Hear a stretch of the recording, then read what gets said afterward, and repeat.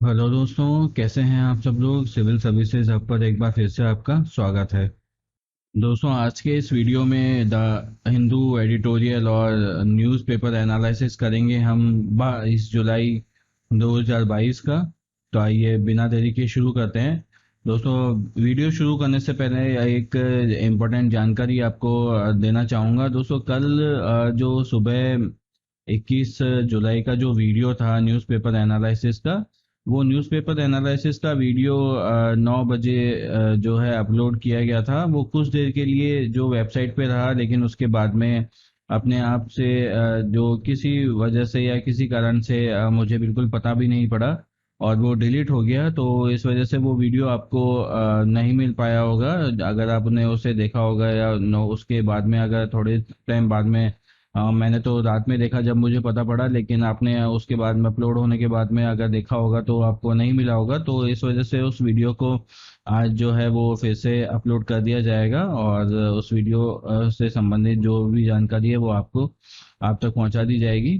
तो उसके लिए मैं क्षमा चाहता हूँ। वो जो वीडियो कल का न्यूज़पेपर एनालिसिस का था आपको नहीं मिल पाया। तो आज का वीडियो शुरू करते हैं। और जो कल का वीडियो है आपको दोपहर तक या शाम तक अपलोड करके मैं वापस से दे दूंगा। तो ये शुरू करते हैं आज की पहली न्यूज़ से। दोस्तों, आपको पता है कि हाल ही में केरला में मंकी पॉक्स का एक केस पाया गया है। ये मंकी पॉक्स का जो केस है वो पहला केस है भारत में। इससे पहले मंकी पॉक्स का कोई भी केस भारत में नहीं था। तो मंकी पॉक्स का जो पहला केस है वो 14 जुलाई को केरला में पाया गया था। इसके बाद एक 35 वर्षीय जो कोई व्यक्ति थे वो यूएई से लौटे थे और उन्हें मंकी पॉक्स के लिए पॉजिटिव पाया गया था। इसके अलावा एक कन्नूर से भी एक दूसरा जो केस है वो मिला है, मंकी पॉक्स का पॉजिटिव मिला है। वो भी जो यूएई से वो रिटर्न आए हैं, वो भी ना वहीं से वापस आए हैं जहाँ से पहला जो केस है वो मिला था। तो इस प्रकार से जो एक ही जगह से जो दोनों आदमी वापस से आए हैं, इनके अंदर जो मंकी पॉक्स का वायरस है वो पॉजिटिव पाया गया है। इसके अलावा जो स्टैंडर्ड ऑपरेटिंग प्रोसीजर हैं वो केरला में फॉलो किए जा रहे हैं। आइसोलेशन और जो भी और चीज़ें हैं वो सारी प्रिकॉशन लिए जा रहे हैं। एयरपोर्ट पे जो भी यात्री जो मंकी पॉक्स से अफेक्टेड जो कंट्रीज हैं वहाँ से आ रहे हैं तो उनके जो टेस्ट हैं वो किए जा रहे हैं। इस प्रकार से जो प्रिकॉशन है वो किए जा रहे हैं और जो सभी डिस्ट्रिक्ट हैं उनको जो अलर्ट है वो जारी कर दिया गया है। जो सिम्टम है इस मंकी पॉक्स के, उसमें जो लिम्फ नोड है उनका बढ़ना है, उनमें सूजन आना है और हेडेक है, बॉडी एक है और जो प्रोफाउंड वीकनेस है, जो कमी का होना, अचानक से जो कमी हो जाती है उस कमी का होना भी इसका एक विशेष लक्षण है। तो इस प्रकार से जो केरला है वहाँ पर पहला केस प्राप्त तो हुआ, वहाँ पर पहला केस मिला। ये बहुत ही अच्छी बात है केरला के लिए। और केरला का जो हेल्थ सिस्टम है वो इसके तंदुरुस्ती को इसको दिखाता है कि किस प्रकार से सर्जक रूप से वहाँ के जो हेल्थ वर्कर हैं उन्होंने कार्य किया। और इस केस को जो पहला ही केस था, जो स्टार्टिंग केस था, उसको वहां पर ढूंढ लिया और वो ढूंढने के बाद में जो उसको लेकर जो प्रिकॉशन है, जो भी आइसोलेशन का जो भी प्रोसेस है, जो भी उसका ट्रीटमेंट है, वो वहां पर स्टार्ट कर दिया गया। तो इस प्रकार से जो वहां पर जो भी स्टाफ है, जो भी वर्किंग प्रोसीजर है, वो बहुत ही अच्छी तरीके से वहां पे अपनाया गया है, जिससे कि जो पहला दूसरा केस है वो भी वहां पर मिल गया है। इस प्रकार जो पहला केस है वहां पर मिला है। तो जो भी कोई भी स्टेप जो कौन कौन से स्टेप हैं जो केरला ने वहां पर उठाए हैं इस बीमारी को लेकर, और अदर स्टेट्स को भी उनको जो फॉलो कम से कम करना चाहिए। जो जरूरी स्टेप हैं उनको तो करना ही चाहिए। तो सबसे पहले तो जो उन्होंने जो मैसेज है वो सारी स्टेट्स में, सॉरी, सारे डिस्ट्रिक्ट्स में और सारे पीएससी सीएससी जितने भी हॉस्पिटल्स हैं सब में ये सर्कुलेट कर दिया है कि कोविड 19 की तरह फैमिली फैलने वाली ये जो बीमारी नहीं है। इस बीमारी को जो है वो क्लोज कांटेक्ट से ही ये बीमारी फैलती है। इसकी वजह से जो कोविड 19 जैसा जो पैनिक है वो क्रिएट नहीं किया जाए। और कोविड 19 एक अलग तरीके की बीमारी थी और ये क्योरेबल और एक एकदम अलग तरीके की बीमारी है। इसमें जो है 21 दिन का आइसोलेशन है वो यहाँ पर अभी मैंडेटरी किया गया है। जो भी अभी जो पेशेंट मिले हैं उनको 21 दिन का जो आइसोलेशन है उन्हें दिया गया है। इसके बाद में जो उनके कॉन्टैक्ट्स में जो भी लोग आए थे, जहाँ जहाँ पे भी उन्होंने ट्रैवल किया था, उस ट्रैवल को भी, उस लिस्ट को भी देखा जा रहा है, और उस लिस्ट को जांच करके उसके भी जो टेस्टिंग वगैरह की नेशनल जो एसओपीज हैं उनको फॉलो किया जा रहा है। उसके बाद में जो इस प्रकार के जो भी लक्षण किसी भी पेशेंट में दिखते हैं, जिसमें लिम्फ नोड से संबंधित कोई प्रॉब्लम हो, हेडेक हो, बॉडी एक हो, या प्रोफाइंड इलनेस हो, उनका जो टेस्ट है वो एयरपोर्ट पे ही किया जा रहा है, जो बाहर से लोग आ रहे हैं। इसके अलावा जो केरला को चाहिए कि जो नेशनल इंस्टीट्यूट ऑफ वायरोलॉजी है, उसी ने ये जो दोनों सैंपल हैं, दोनों पेशेंट्स के जो सैंपल थे उनका जो पॉजिटिव आया था वो कंफर्म किया था। तो इसीलिए एक जो इन हाउस एक जो फैसिलिटी है, वो फैसिलिटी केरला को तैयार करनी चाहिए, जिससे कि नेशनल इंस्टीट्यूट ऑफ वायरोलॉजी जैसे ये इंस्टीट्यूट जो है वो पुणे में अवेलेबल है, तो ये पुणे में इतनी दूर इस सैंपल को भेजना और उसके बाद में रिपोर्ट आना, तो जो इसमें जो टाइम है वो वेस्ट नहीं होगा। तो इस प्रकार से जो स्टैंडर्ड ऑपरेटिंग प्रोसीजर जो हैं वो मंकी पॉक्स के लिए केरला को तैयार करने चाहिए कि इसमें क्या क्या डूज होने चाहिए, क्या क्या डॉन्स होने चाहिए। तो इस प्रकार से ये डॉक्यूमेंट पूरा तैयार करके सर्कुलेट करना चाहिए सभी डिस्ट्रिक्ट में, और हो सके तो सभी स्टेट में भी डिस्ट्रिक्ट करना चाहिए, डिस्ट्रीब्यूट करना चाहिए। इसके अलावा जो हेल्थ केयर इंस्टीट्यूट हैं पब्लिक और प्राइवेट सेक्टर के, उनको जो एसओपी दी जा रही है उसे फॉलो भी करवाना बहुत ज़रूरी होगा। जो ट्रैवल करके आए हैं उन्हें 21 दिन का आइसोलेशन, अगर उन्हें इस प्रकार की प्रॉब्लम दिखाई देती है, कोई भी सिम्टम दिखाई देता है, तो उनका आइसोलेशन प्रॉपर तरीके से हो, ये देखना स्टेट का काम होगा। इसके अलावा जो ट्रांसपोर्ट जो लोग कर रहे हैं, जो ट्रैवल कर रहे हैं स्टेट में ही, और जो फिलहाल इन लोगों के संपर्क में आए हैं, उनके लिए भी एसओपी फॉलो करना बहुत ही ज़्यादा ज़रूरी है। तो ये स्टेट के लिए एक चैलेंज है कि इस मंकी पॉक्स की इस बीमारी को अगर 2 पेशेंट अभी तक मिल चुके हैं, और इन 2 पेशेंट तक ही इनको रोक के रखना चाहिए। तो केरला में ये जो मंकी पॉक्स का केस मिला है, क्या इससे अदर स्टेट्स को भी परेशान होने की या टेंशन लेने की ज़रूरत है?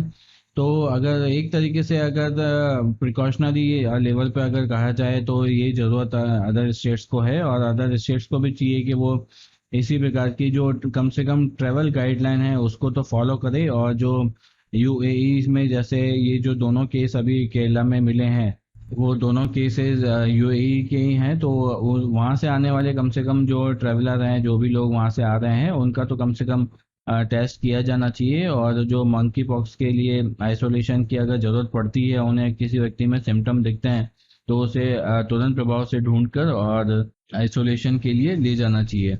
दूसरा ये है कि इसमें कम्युनिटी स्प्रेड होने की संभावना इसमें है कि नहीं है। कम्युनिटी स्प्रेड होने की संभावना देखिए ना के बराबर भी हो सकती है और 100% भी हो सकती है, क्योंकि कम्युनिटी स्प्रेड एक ऐसी चीज़ है जिसमें एक तुरंत प्रभाव से इसमें विस्फोट देखने को मिलता है। विस्फोट की स्थिति यहाँ पर देखने को मिलती है। स्टार्टिंग में अभी यहाँ पर बिल्कुल भी केस नहीं है मंकी पॉक्स के, सिर्फ 2 केस हैं। लेकिन अगर प्रिकॉशनरी लेवल पर या बार फुट पे अगर इसमें कार्य नहीं किया गया, त्वरित गति से अगर इसमें कार्रवाई नहीं की गई, तो इसे फैलने में देर नहीं लगेगी। और अगर इसे फैलने में देर नहीं लगी, तो इस प्रकार से कम्युनिटी स्प्रेड की स्थिति यहाँ पर बन जाएगी। ये इसमें मंकी पॉक्स में जो इंक्यूबेशन का वो पीरियड है वो 5 से 14 दिन का होता है। तो इंक्यूबेशन पीरियड में 14 दिन है, तो 14 दिन अभी लगभग होने को हैं, अभी होंगे 14 दिन। जब वो 14 तारीख को जब पहला केस आया था, तो वो 200 के संपर्क में आया होगा, तो 15 दिन का इंक्यूबेशन पीरियड एज जनरल अगर मान के चलें, तो 15 दिन आगे अगर 14 में जोड़ें तो 29 या 30 तारीख होती है। तो 29-30 तक और भी जो लक्षण हैं किसी अन्य लोग में दिखने की संभावना बन सकती है, अगर उन्हें भी अगर स्प्रेड हुआ होगा मंकी पॉक्स। तो इस प्रकार से कम्युनिटी जो स्प्रेड है उसमें होने में या ना होने की जो संभावना है उससे नकारा नहीं जा सकता। तो इसलिए जो जरूरी है कि जो भी पेशेंट जो भी अभी पेशेंट मिले हैं, उनकी आइडेंटिटी जो है वो रिवील की गई है, और उन लोगों के संपर्क में जो भी लोग आए हैं, उन लोगों को चाहिए कि वो अपना प्रॉपर टेस्ट कराएं, प्रॉपर जो एसओपी हैं उसे गाइडलाइन है उसे फॉलो करें और अपना टेस्ट कराकर जो अपनी जो संतुष्टि है उसको कर लें। तो इस प्रकार से मंकी पॉक्स के केस में केरला ने जो बहुत ही बढ़िया एक जो परफॉर्मेंस है वो दी है। फर्स्ट 2 केसेस को ही वहाँ पे डिटेक्ट कर लिया गया है और बहुत ही अर्ली स्टेज पे डिटेक्ट कर लिया गया है। तो इस प्रकार से वहाँ पे पेशेंट और जो सिस्टम है दोनों की अवेयरनेस से ये संभव हो पाया है। लेकिन अभी इन जो एसओपीज है, जो गाइडलाइन है, जो ट्रीटमेंट को लेकर अदर जो संभावनाएं हैं उनको फॉलो करना भी साथ में आगे भी बहुत जरूरी है इस बीमारी को फैलने से रोकने के लिए। चलिए बढ़ते हैं अब अगली न्यूज़ की तरफ। तो दोस्तों आपने पिछले साल एक वायरस के बारे में, एक स्पाईवेयर के बारे में सुना होगा जिसका नाम पेगासस था।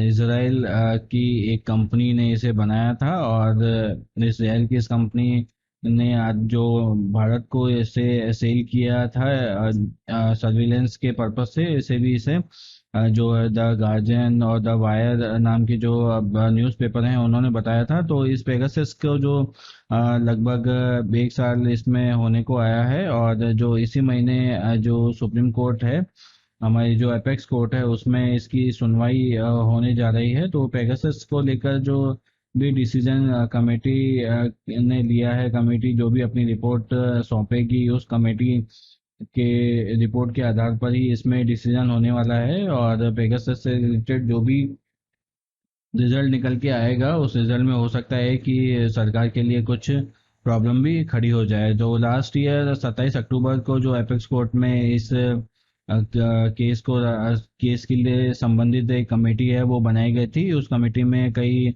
पुराने जो जज सम्मिलित थे। उस जजों में R V रविंद्रन भी जो हेड उस कमेटी के थे। तो उस कमेटी ने अपनी रिपोर्ट सौंपेगी और कमेटी की रिपोर्ट सौंपने के बाद में सुनवाई होगी और सुनवाई होने के बाद में जो डिसीजन है वो दिया जाएगा। तो बेसिकली जो पेगासस है, वो पेगासस होता क्या है? पेगासस एक स्पाईवेयर है। ये स्पाईवेयर जो किसी भी तरीके से मैसेज के थ्रू या किसी भी और लिंक के जरिए जो फ़ोन है उसमें आ जाता है और इस लिंक को ओपन करते ही जो ये वायरस है वो फ़ोन में इंस्टॉल हो जाता है और फ़ोन के जो कॉन्टैक्ट हैं, मैसेज हैं और जो कैमरा है, माइक्रोफोन है, उसका ये यूज़ इलीगल तरीके से करने लग जाता है, अनऑथराइज तरीके से करने लग जाता है। जो पुराने जो पेगासस के वर्जन थे उसमें इस प्रकार की जो प्रोसेस है वो चलती थी, जो लिंक वाला प्रोसेस है वो उसमें किया जाता था। लेकिन अभी जो नए जो पेगासस के जो वर्जन आए हैं, जो भारत में जिसका उपयोग किया गया, उसमें 0 क्लिक का जो ऑप्शन है उसमें था। और जो वो वायरस है, ऐसा कहा जाता है कि जब फ़ोन कॉल के जरिए भी वो जो वायरस है वो फ़ोन में आ जाता है और फ़ोन कॉल के जरिए भी वो आ जाता है, चाहे आप फ़ोन रिसीव करो या नहीं करो। देखिए ये बहुत ज़्यादा इंपॉर्टेंट है, चाहे आप फ़ोन रिसीव करो या नहीं करो, वो वायरस फिर भी आपके फ़ोन में आ जाएगा और फ़ोन में जितने भी आपका जो डाटा है वो उन डाटा को सबको एक्सेस कर सकेगा। साथ ही कैमरा को ओपन कर देगा जिससे कि आपकी लोकेशन और आप कहाँ कहाँ जा रहे हैं, कैसे कैसे जा रहे हैं, वो सब चीज़ें पता लग जाएंगी। दूसरा जो माइक्रोफोन है, वो माइक्रोफोन को भी ये ओपन कर देगा जिससे कि जो आप बातें कर रहे हैं वो सारी बातें भी जो जहाँ से भी पेगासस को ऑपरेट किया जा रहा होगा वो उन्हें सुनाई देगा। तो इस प्रकार का जो प्रोसेस है वो इसमें किया गया था। और जो द गार्जियन और द यूके के द वॉशिंगटन पोस्ट ने बताया था कि भारत में 40 जर्नलिस्ट के साथ में कई ऐसे वीआईपी लोग हैं, कई ऐसे कैबिनेट मिनिस्टर्स हैं जिनके जो सर्विलेंस पर पेगासस को लगा के रखा है और उनके जो फ़ोन है वो हैक किए जा रहे हैं, उनका डाटा जो है हैक किया जा रहा है। जो एमनेस्टी इंटरनेशनल और फॉरबिडन स्टोरीज जो संस्था है, जो संस्था इसके लिए पेगासस के डाटा को क्लियर करने का काम करती है, उन्होंने 50,000 फोन्स का जो डाटा है वो रिसीव किया था। उस डाटा को खंगालने के बाद में उन्हें ये पता चला कि जो भारत के जो 40 जर्नलिस्ट हैं, उन जर्नलिस्ट में कई कैबिनेट मिनिस्टर भी उसके अलावा हैं और कई वीआईपीज भी उसके अलावा हैं जिनका की डाटा रिवील हुआ है। तो इस प्रकार की जानकारी उन्होंने दी थी। उस जानकारी के बाद में जो सरकार है, सरकार पर जब ये आरोप लगाया गया तो सरकार ने इस आरोप को झुटलाया भी नहीं है और इससे जो है वो हामी भी नहीं भरी है कि उन्होंने इसका यूज़ किया है। तो इसी के चलते जो सरकार के अगेंस्ट में ये जो केस है वो यहाँ पर चलाया गया है। और कई लोगों का कहना है कि जो होम सेक्रेटरी हैं उन्होंने उनके द्वारा इस वायरस को चलाया गया है, इस सर्विलेंस को शुरू किया गया है। और सर्विलेंस को अगर सरकार के तौर पर सरकार के लेवल पे अगर शुरू किया गया है तो इसमें कोई प्रॉब्लम नहीं है, सर्विलेंस आप कर सकते हैं। लेकिन एक प्रॉपर रीज़न जो है वो सरकार को देना पड़ेगा, प्रॉपर रीज़न के बिना ये बात नहीं बनने वाली है। लेकिन ऐसे इलीगल तरीके से तो स्पाईवेयर को फ़ोन्स में इंस्टॉल करना वो जो है वो गलत बात ही है और गैर कानूनी है। तो इसको लेकर जो भारत में कौन कौन से लॉज अभी बने हुए हैं उनके बारे में चर्चा करते हैं। सेक्शन 52 इंडियन टेलीग्राफ एक्ट के अनुसार जो भी है वो मैसेज एक सरकार स्प्रेड कर सकती है, मैसेज जो है वो दे सकती है कि इस प्रकार की जो प्रॉब्लम है वो इंडियन सॉवरेनिटी और इंटीग्रिटी से रिलेटेड है और स्टेट की सिक्योरिटी से ये सारी चीज़ें संबंधित हैं। वो अगर अप्रूव कर दें तो इस प्रकार का मैसेज अगर दे दें और क्लास ऑफ मैसेज भी अगर स्प्रेड कर दें तो उन्हें उनके इस कदम को जायज़ बताया जा सकता है। उसके बाद में जो 419A इंडियन टेलीग्राफ एक्ट का जो रूल है उसके अकॉर्डिंग भी ये कहा गया है कि जो civil union for civil liberty और वर्सेज यूनियन ऑफ इंडिया के केस में ये कहा गया था कि इंडिया की जो लिबर्टी और जो सिक्योरिटी है उससे अगर कॉम्प्रोमाइज़ हो रहा है किसी भी वजह से, किसी भी इंफॉर्मेशन की वजह से, तो वो सरकार इस तरीके से निकाल सकती है। लेकिन जो भी अगर टेलीफोनिक जो कन्वर्सेशन है उन कन्वर्सेशन दो लोगों के बीच में जो भी टेलीफोनिक कन्वर्सेशन होते हैं वो टेलीफोनिक कन्वर्सेशन जो है वो गुप्त होते हैं और उसमें जो प्राइवेसी है वो पूरी रखी जाती है, उस प्राइवेसी को आप ब्रीच नहीं कर सकते। तो इस तरीके से जो 419 सेक्शन है उसमें सर्विलेंस जो होता है वो होम सेक्रेटरी की परमिशन के बिना नहीं किया जा सकता है। तो होम सेक्रेटरी की जो परमिशन होती है उसके द्वारा ही इसे चलाया जा सकता है। इसके अलावा KS पट्टास्वामी और यूनियन ऑफ इंडिया के केस में भी सुप्रीम कोर्ट ने यह कहा था कि जो सर्विलेंस है वो लीगली वैलिड होना चाहिए और लेजिटिमेट जो एम है, एक नैतिक उसके पीछे जो उद्देश्य है वो छिपा होना चाहिए सरकार का। तो इस प्रकार से जो इन नियमों में इसी बात को बताया गया है कि किसी भी आप अपने मनचाहे तरीके से इस सर्विलेंस प्रोसीजर को यूज़ नहीं कर सकते हैं। अगर आपको आपको बता दूं कि अगर भारत में तो अगर फ़ोन टैपिंग भी करनी होती है तो फ़ोन टैपिंग अगर आपने बिना किसी प्रॉब्लम के, बिना किसी परमिशन के अगर फ़ोन भी टैप किया है तो वो भी इलीगल है, उसके लिए भी आपको दोषी ही माना जाता है। और भारत में फ़ोन टैप करने के लिए भी बहुत लंबी चौड़ी जो फॉर्मेलिटी है वो करनी पड़ती है, सीनियर ऑफिसर्स की जो परमिशन है वो लगानी पड़ती है, उसके बाद में फ़ोन टैपिंग का प्रोसेस कंप्लीट हो पाता है। तो इसी प्रकार से जो इंडियन इंफॉर्मेशन टेक्नोलॉजी से संबंधित जो एक्ट है 2000 का, उसके जो रूल है 69 उसमें भी ये कहा गया है कि जो किसी भी फ़ोन की या इलेक्ट्रॉनिक डिवाइस की डिक्रिप्शन करने के लिए जो इस प्रकार की परमिशन है वो ज़रूरी होती है। लेकिन वो परमिशन तभी मिलती है जब स्टेट या जो देश है उसकी सिक्योरिटी और सॉवरेनिटी को जो है कोई किसी प्रकार से खतरा उत्पन्न हो रहा हो। तो कुल मिलाकर जो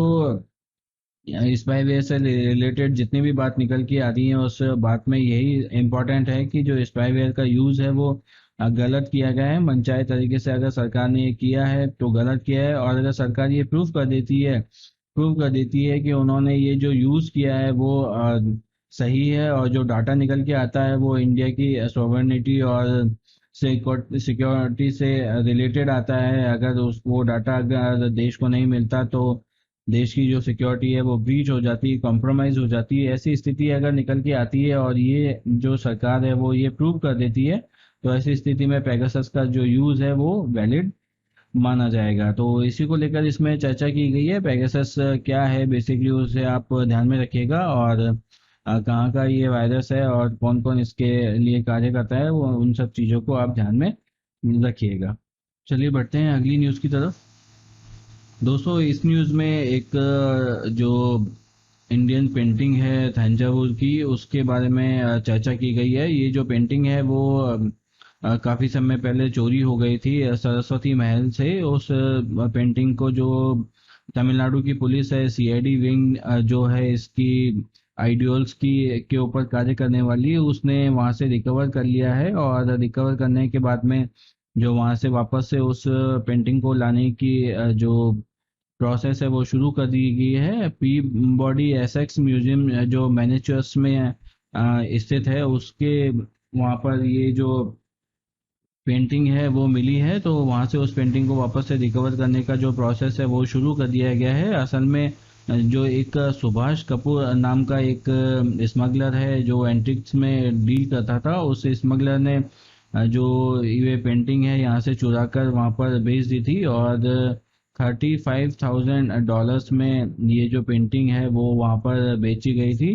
तो उसका जो यूनेस्को ट्रीटी के अकॉर्डिंग जो रूल बनते हैं कि अगर कोई हिस्ट्री से संबंधित कोई भी चीज़ अगर किसी और देश के पास में है, तो वो लौटाते हैं उसको। तो इस ट्रीटी के तहत जो वापस से उस पेंटिंग को लाने का जो प्रोसेस है वो किया जा रहा है। तो उसी को लेकर इस आर्टिकल में चर्चा की गई है कि किस प्रकार से जो वो पेंटिंग है वो वहाँ से गायब हो गई थी और वो जो मैनिचेस्टर में एक म्यूजियम में जाकर मिली है। हिस्ट्री की बात करें इस पेंटिंग की, तो ये जो हिस्ट्री है उसमें जो सरफोजी एक रूलर हुआ करते थे तंजावुर के, उन रूलर के ऊपर ये पेंटिंग बनाई गई है। तंजावुर के जो रूलर सरोजी थे उन्हें ब्रिटिश ने 1832 में अमर सिंह के मरने पर जो है वहाँ का राजा बना दिया था।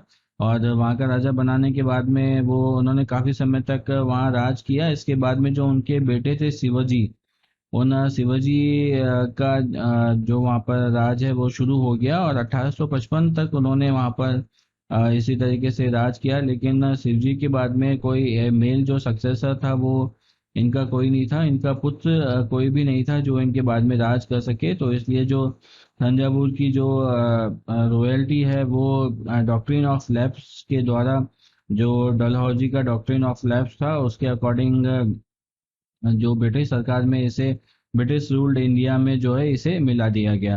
तो दोस्तों डॉक्ट्रिन ऑफ लैप्स क्या है ये आप कमेंट बॉक्स में फटाफट से मुझे बताइए। लॉर्ड डलहौजी ने इसे शुरू किया था। तो ये जो पेंटिंग है वो राजा सरोजी और उनके यंग बेटे की बताई जाती है। और हिस्टोरियन के अनुसार माने तो 1822 से 1827 के बीच में ये जो पेंटिंग है वो बनाई गई है और इसे सरस्वती महल में रखा गया है। इसके बाद 1918 में जो सरस्वती महल की लाइब्रेरी है उसे पब्लिक के लिए खोला गया था। तो वहाँ पर जो महल की जो लाइब्रेरी है उसे म्यूजियम के तौर पर पब्लिक जो है वो वहाँ पे देखने आया करती थी। इसके बाद 1965 में जो इंदिरा गांधी तत्कालीन मिनिस्टर थी, मंत्री थी इंफॉर्मेशन और ब्रॉडकास्टिंग की, तो उन्होंने इसके लिए जो है वो फंड अवेलेबल कराया था कि इस लाइब्रेरी को डेवलप किया जाए। और जो यहाँ पर जो रिकॉर्ड है वो पेंटिंग के रूप में उन्हें जो है संरक्षण प्रदान किया जाए। तो इसके अलावा वहाँ पर जो रिकॉर्ड हैं वो भी वहाँ से हटा लिए गए हैं पेंटिंग से रिलेटेड। तो इस प्रकार से जो चीज़ें हैं वहाँ पर देखी गई हैं। और हिस्ट्री के रूप में अगर इस पेंटिंग के बारे में आपको बताएं तो सिर्फ इतना ही है कि जो फौजी जो एक राजा थे वहाँ के, उनके ऊपर ये पेंटिंग है और उनकी और उनके बेटे की ये पेंटिंग बताई जाती है। तो इस प्रकार से आप इसको ध्यान में रखिएगा कि इस पेंटिंग से रिलेटेड क्या हिस्ट्री है। चलिए बढ़ते हैं अब अगले आर्टिकल की तरफ। तो दोस्तों इस न्यूज़ में एक बीमारी के बारे में बात की गई है जिसे एन्यूरिज्म का नाम दिया गया है। एन्यूरिज्म इफेक्ट इस बीमारी का नाम रखा गया है, जिस जो कि ब्लड वेसल से रिलेटेड ये बीमारी है। तो ये बीमारी किस कारण से होती है, क्या इसके साइड इफेक्ट हैं, क्या इसके सिम्टम्स हैं, उनको लेकर इसमें डिटेल में बात करेंगे और समझेंगे कि किस प्रकार से ये बीमारी हो जाती है और इसका क्या निदान किया जा सकता है। तो हाल ही में जो एक एक्टर हैं, हॉलीवुड के एक्टर हैं एमिला क्लार्क, उनको उन्होंने अपने शरीर में ये बीमारी का होना बताया है और उन्होंने कहा है कि वो करोड़ों लोगों में से एक हैं जो इस बीमारी के कारण सरवाइव कर पाई हैं। तो आइए चलते हैं, देखते हैं इस बीमारी में क्या विशेष है और इसका क्या डायग्नोसिस है। तो दोस्तों, सबसे पहले जो एन्यूरिज्म की ये जो बीमारी होती है, इस एन्यूरिज्म की बीमारी में जो आर्टरीज होती हैं उसमें स्वेलिंग आ जाती है। और स्वेलिंग आने की वजह से जो उनका एक पार्ट होता है वो जो वेन का होता है वो साइड में बाहर निकल जाता है, जिसकी वजह से ये जो साइड में निकलने की जो प्रॉब्लम होती है वो जो आर्टरीज होती हैं उनकी वीकनिंग की वजह से होती हैं। वो आर्टरीज जो हैं वो वीक हो जाती हैं और इस वजह से ये वो इस प्रकार से स्वेल होके बाहर निकल जाती हैं। और जो मोस्ट कॉमनली ये जो प्रॉब्लम होती है वो एरोटा में और बैक ऑफ नी और ब्रेन और इंटेस्टाइन की जो आर्टरीज हैं उसमें मेन होती हैं। तो इसमें अगर एन्यूरिज्म की जो ये आर्टरीज हैं वो उसमें अगर एन्यूरिज्म होने के बाद में अगर वो फूट जाएं, अगर वो फूट जाती हैं तो उसका जो ब्लीडिंग होने से जो ब्लड है वो इंटरनली फैल जाता है और स्ट्रोक आने की भी संभावना रहती है। तो इस प्रकार से आप देख रहे हैं कि ये जो बीमारी है वो बहुत ही ज़्यादा सीवियर बीमारी है। अगर इसमें इस तरीके से आप इस इमेज में देखेंगे तो आपको पता चलेगा कि ये जो आर्टरी है, ये आर्टरी है, इसमें ऐसी इस तरीके से ब्लड फ्लो हो रहा है। और ये साइड में इस तरीके से ये जो एक उभार सा यहाँ साइड में बन गया है, वो इस उभार को ही एन्यूरिज्म का नाम दिया गया है। तो इससे इस बीमारी को एन्यूरिज्म कहा जाता है। ये जो साइड में इस तरीके से निकल जाता है, अगर ये मान लीजिए किसी वजह से बर्स्ट हो जाए, अगर ये फूट जाए तो ये ब्लड है वो इंटरनल स्ट्रीम में बाहर आ जाएगा और बाहर आ जाए, ब्लड के बाहर आने की वजह से जो स्ट्रोक है वो स्ट्रोक की प्रॉब्लम यहाँ पे पैदा हो जाएगी। तो इस प्रकार से ये जो बीमारी है बहुत सीवियर बीमारी है। ब्लड वेसल्स जो ब्रेन और हार्ट की होती हैं वो कॉमन लोकेशन होती है इसको अफेक्टेड होने के लिए। ब्रेन और जो हार्ट है उसकी आर्टरीज में ये सबसे ज़्यादा कॉमन है। और स्वेलिंग जो होती है वो उसमें टू टाइप की हो सकती है, दो प्रकार से ये स्वेलिंग होती है। एक तो कंप्लीट ब्लड ब्लड वेसल है, एक तो ये जो यहाँ साइड से आप देखेंगे कि एक इसका पोर्शन स्वेल हो गया है, एक पूरी ये जो आर्टरी है यहाँ से यहाँ तक या एक निश्चित लाइन तक उसमें ही पूरे में जो यहाँ फुलाव होता है वो आ जाता है। तो इस प्रकार से जो पहला जो टाइप होता है वो पूरी उसमें स्वेलिंग आ जाती है। दूसरा एक साइड स्पेसिफिक पे इस प्रकार की स्वेलिंग स्वेलिंग जो आ जाती है, सूजन आ जाती है और वो बल्ज के रूप में बाहर निकल जाता है, जैसे कि ये जो बल्ज के रूप में बाहर निकला हुआ है इस तरीके से बाहर आ जाता है। तो इस प्रकार से दो टाइप से ये बीमारी शरीर में फैलती है। इसका जो रिस्क होता है वो उसमें किस वजह से ये बीमारी हो जाती है, जो इसके सिम्टम है, सॉरी जो इसके कारण है वो कारण है। और इसमें स्मोकिंग मेन है, एज से भी ये हो जाती है, हाई कोलेस्ट्रॉल लोगों में ये हो सकती है, ओबिसिटी के कारण हो सकती है, हाइपरटेंशन के कारण हो सकती है, और कोई टिश्यू का डिसऑर्डर हो जैसे कि लंग्स का डिसऑर्डर हो या कोई और डिसऑर्डर हो तो उसकी वजह से ये हो सकता है। प्रेगनेंसी के समय में भी ये एन्यूरिज्म हो सकता है जो कि स्प्लीन में मुख्यतः होता है। ये जो पॉइंट है वो इम्पोर्टेंट है, उसे आप ध्यान में रखिएगा। प्रेगनेंसी के समय में स्प्लीन में ये स्वेलिंग की प्रॉब्लम हो सकती है। इसके बाद में जो महिलाएं होती हैं वो इसमें महिलाओं में इस बीमारी को होने का रिस्क जो है वो बहुत कम होता है, जबकि आदमियों में जो पुरुष हैं उसमें इस बीमारी को होने का जो खतरा है वो सबसे ज़्यादा होता है। इसलिए इन लोगों को, जो पुरुष हैं, उन्हें अपनी 55 साल की उम्र के बाद में जो अल्ट्रासाउंड स्कैनिंग होती है, जो यूएसजी होती है, उसको रेगुलरली कराते रहना चाहिए और देखते रहना चाहिए कि कहीं उनके अंदर ये बीमारी तो पनप नहीं रही है। अगर मान लीजिए एन्यूरिज्म के कारण जो भी आर्टरी है उसकी अगर स्थिति इस तरीके से हो जाती है तो उस स्थिति में ये जो फूला हुआ जो पार्ट है वो अगर फट जाए तो वो जो ब्लीडिंग होती है वो ब्रेन में भी हो सकती है। ब्रेन के इंटरनल पार्ट में ब्लीडिंग हो जाए तो वो बहुत ज़्यादा रिस्की हो जाता है। तो ऐसी स्थिति में सीटी स्कैन किया जाता है और जो एंजियोग्राम जो परफॉर्म किया जाता है वो एक्सट्रीम केसेस में किया जाता है, जहाँ पर सीवियर रप्चर हो और ब्लीडिंग जो ब्रेन में हो जाए तो इस वजह से वहाँ पर प्रॉब्लम उत्पन्न हो गई हो। तो एग्जैक्ट एरिया जो है ट्रीटमेंट का वो पता लगने के लिए जो एंजियोग्राम परफॉर्म किया जाता है, और ब्रेन में अगर ब्लीडिंग हो जाए तो सीटी स्कैन भी वहाँ पर परफॉर्म किया जा सकता है। बाकी सारे केसेस में जो है वो यूएसजी भी काम में आ जाती है। इसमें एक डिवाइस जो है ना काम में लिया जाता है, ये जो आप देखेंगे मेटल की एक रॉड सी यहाँ पे काम में ली गई है। इस मेटल की रॉड को स्टंट कहा जाता है, और डाइवर्जन स्टंट होता है ये जो यहाँ से फूल गया है। तो ये जो आर्टरी है यहाँ से ये जो इसका ओरिजिनल जो पाथ है वो इस तरीके से है, तो यहाँ पर इस स्टंट को लगा दिया जाता है, जिससे कि ये जो ब्लड का फ्लो है वो इसी डायरेक्शन में होता रहता है, इस ऊपर की डायरेक्शन में नहीं होता है। तो इस वजह से ये जो स्टंट है वो यहाँ पर काम में लिया जाता है। बहुत ही इनोवेटिव जो तरीका है वो यही अपनाया जाता है एन्यूरिज्म की इनिशियल स्टेज के लिए, जब जो ये जो फूला हुआ पार्ट है वो यहाँ पर फूटा नहीं हो, उस केसेस में इसको यूज किया जाता है। इसके अलावा एक सिलेंड्रिकल मेटेलिक स्टंट भी प्लेस किया जाता है और इसे सैक के अंदर, जिससे कि जो ब्लड वेसल्स है वो ब्लड को डाइवर्ट नहीं करे और एन्यूरिज्म में जो ब्लड है वो फिल ना हो सके। तो इस प्रकार से एक स्टंट की मदद से इसको रोका जा सकता है। लेकिन अगर मान लीजिए शरीर में बहुत सारी जगह पर अगर ये बीमारी हो गई है, काफी सारी जगह पर अगर ये फैल गई है, तो ऐसी स्थिति में एक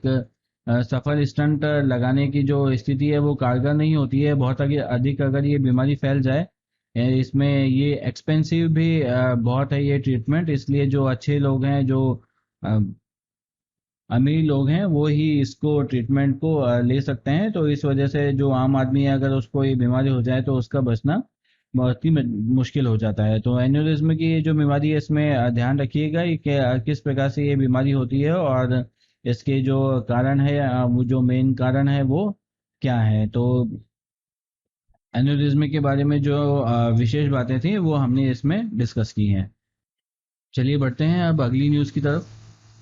दोस्तों इस न्यूज़ में जो बात की गई है वो माइक्रोनेशिया को लेकर की गई है। एक आइलैंड फेडरेशन है माइक्रोनेशिया के नाम से, उस माइक्रोनेशिया के बारे में यहाँ पे डिस्कस किया गया है कि जो कोविड का जो समय चला पिछला 2-2.5 साल, जो कोविड की वजह से पूरा जो वर्ल्ड है वो परेशान रहा। ऐसे में 2 साल, ढाई सवा 2 साल जो समय कोविड में निकला, उस कोविड के समय में भी इस माइक्रोनेशिया जो ये आइलैंड है, जो ग्रुप ऑफ आइलैंड है, इसमें जो कोविड है उसका एक भी केस देखने को नहीं मिला था। बहुत ही ज़्यादा स्ट्रिक्ट रूल इन्होंने अपना के रखे थे।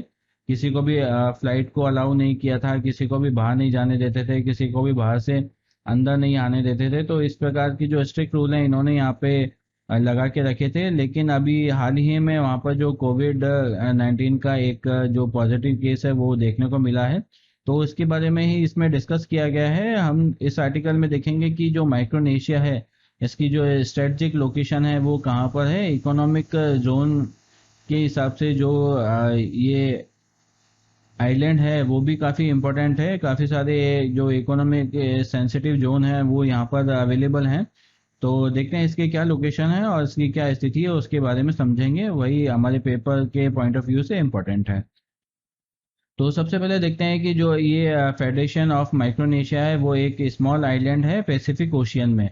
पैसिफिक ओशियन में ये एक स्मॉल आइलैंड है जो कि लगभग इसकी जनसंख्या है 1,10,000 लोगों के समान है। दोस्तों देखिएगा, आप समझ सकते हैं कि कितनी कम यहाँ की जो जनसंख्या है, 1,10,000 लोग ही यहाँ पर रहते हैं। जो कि लेटेस्ट प्लेसेस जो अर्थ पर हैं जिनमें कोविड-19 अभी तक हुआ नहीं था, वो यहाँ पर अभी फैल चुका है। और लगभग 2-2.5 साल के बाद में जो यहाँ पर कोरोना वायरस फैला है, 2.5 साल तक इन्होंने बहुत ही ज़्यादा वायरस को कंट्रोल करके रखा था। तो इस बात को करीबन कुछ ही समय अभी हुआ है यहाँ पर केस मिले हुए। इसके अलावा ये जो इसकी लोकेशन है वो लोकेशन वेस्टर्न पैसिफिक में आती है, पैसिफिक ओशियन में इसकी लोकेशन है। और इसका जो सब रीजन है वो ओसेनिया में आता है। और फेडरेशन स्टेट ऑफ माइक्रोनेशिया जो है वो 4 आइलैंड से मिलकर बना है। सबसे पहला आइलैंड इसमें स्टेट्स है, फिर यैप है, फिर चूक है, फिर कोसरिया है।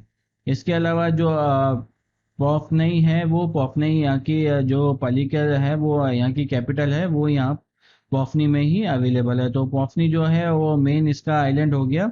इन सभी को मिलाकर जो है वो कैरोलिन आइलैंड यहाँ पर बोला जाता है। कैरोलिन आइलैंड इनको सम्मिलित रूप से कहा जाता है, जो कि कैरोलिन्स के नाम से जाने जाते हैं। तो ये एक स्कैटर्ड आर्कीप्लाजो है और ये स्मॉल आइलैंड है जिसमें कि माइक्रोनेशिया और रिपब्लिक ऑफ पालाउ के बीच में ये डिवाइडेड है। तो इस प्रकार से इसकी लोकेशन है। इस लोकेशन को आप ध्यान में रखिएगा, लोकेशन के बारे में क्वेश्चन अक्सर पूछे जाते हैं।